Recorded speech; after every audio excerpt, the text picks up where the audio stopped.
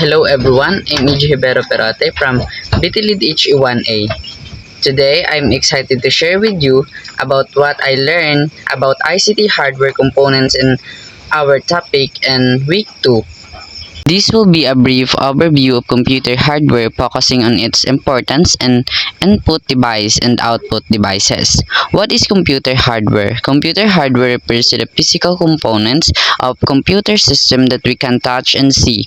This includes everything from the internal parts like the CPU and motherboard to external devices such as keyboards and monitors. Understanding hardware is crucial because it forms the backbone of any computing system, allowing us to perform tasks and efficiency and effectively without hardware. Software cannot function, making it essential for any tech-related field.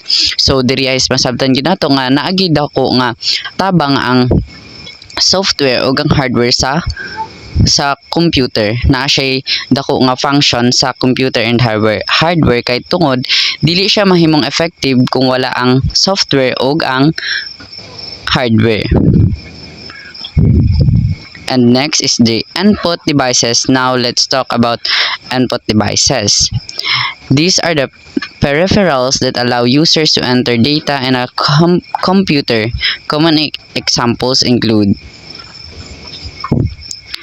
keyboard, used for typing text and commands. So kaning keyboard is nagi siya daw nga tabang kay tungod siya ang maghatag og text or command. Mouse allows users to interact with the computer interface. So mouse is have a huge nga tabang pod for interface.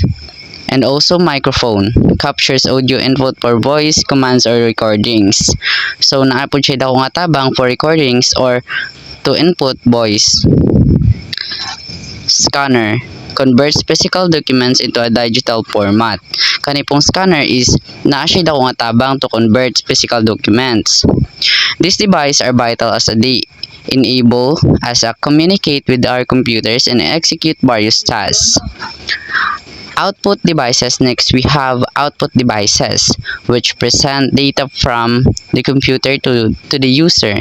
Example, monitor displays visual output from the computer such as image and video. So kaning monitor is napod siya dako nga tabang or dako nga function sa ato ang computer.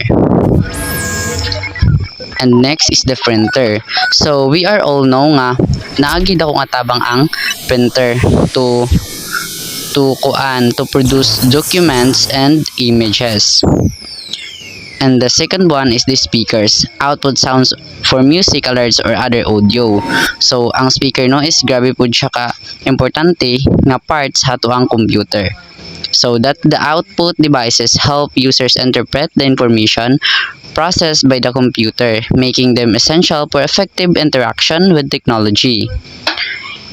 So in conclusion, in summary, understanding ICT hardware components fundamental for anyone in education or technology. Input devices allow us to send data to our computers, while output devices help us receive and interpret the data.